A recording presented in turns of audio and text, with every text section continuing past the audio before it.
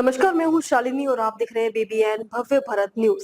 चलिए शुरू करते हैं आज की मुख्य खबरें। जलौन तक सिमटा माओवाद रेड कॉरिडोर सफाई के करीब पीएम मोदी बोले, निर्णायक दौर में पहुंची लड़ाई।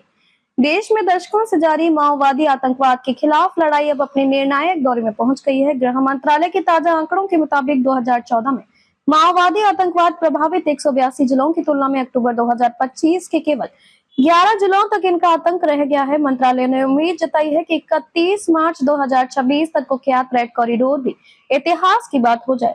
देश में दशकों से जारी माओवादी आतंकवाद के खिलाफ लड़ाई अब अपने निर्णायक दौरे में पहुंच गई है। गृह मंत्रालय के ताजा आंकड़ों के मुताबिक 2014 में माओवादी आतंकवाद प्रभावित 182 जिलों की तुलना में अक्टूबर 2025 में केवल 11 जिलों तक इनका आतंक रह गया है।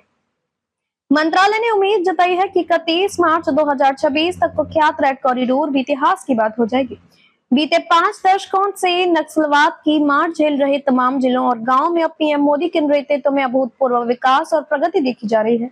इन जिलों को हिंसा नहीं, अब विकास के जरिए परिभाषित किया जा रहा है। गृह मंत्रालय के मुताबिक बीते 75 घंटों में 303 नक्सल कैडर के आत्मसमर्पण किया है। हाल के वर्षों में ये काफी बड़ी संख्या है।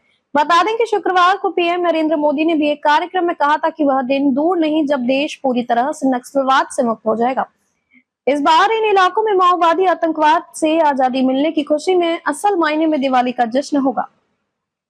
उन्होंने कांग्रेस पर हमला करते हुए कहा था कि केंद्र में कांग्रेस शासन के दौरान अर्बन नक्सलियों का एक पूरा इकोसिस्टम काम करता था। ये अर्बन नक्सल तब और अब भी इस कदर हावी है कि वे माओवादी आतंकवाद की घटनाओं को छिपाने के लिए बड़े पैमाने पर अभियान चलाते हैं ताकि इनसे जुड़ी खबरें देशवासियों के सामने न आ पाए। उन्होंने बीते दिनों का एक उदाहरण भी दिया जिसमें इस आतंकवाद के पीड़ित कुछ लोग राष्ट्रीय राजधानी आए थे। पीएम मोदी ने कहा था कि माओवादी आतंकवाद के पीड़ितों में से कुछ के पैर नहीं थे, कुछ के हाथ कटे हुए थे, किसी ने आंख गंवा दी थी। इनमें वे ग्रामीण लोग, आदिवासी भाई और बहनों, किसानों के बेटे, माताएं और महिलाएं भी शामिल थे जिन्हें दोनों पैर कटवाने पड़े थे। ये लोग हाथ जोड़कर विनती कर रहे थे कि हमारी पीड़ा लोगों तक पहुंचे। यहाँ तक कि उन्होंने प्रेस कॉन्फ्रेंस भी की, लेकिन आप में से शायद ही किसी ने इनकी खबरें देखी या सुनी होंगी। उन्होंने कहा कि जो लोग माओवादी आतंकवाद के ठेकेदार बनते हैं, उन्होंने इन पीड़ितों की कहानियां भारत के लोगों तक नहीं पहुंचने दी। कांग्रेस के इकोसिस्टम ने ये सुनिश्चित किया कि इस मुद्दे पर कभी बात नहीं होने पाए। पीएम मोदी ने कहा कि ऐसा भी दौर था जब देश का लगभग हर राज्य नक्सल हंसा और माओवादी आतंकवाद से प्रभावित था। उन्होंने कहा कि पूरे देश में संविधान लागू था, लेकिन रेड कॉरिडोर में ये पूरी तरह से गायब था।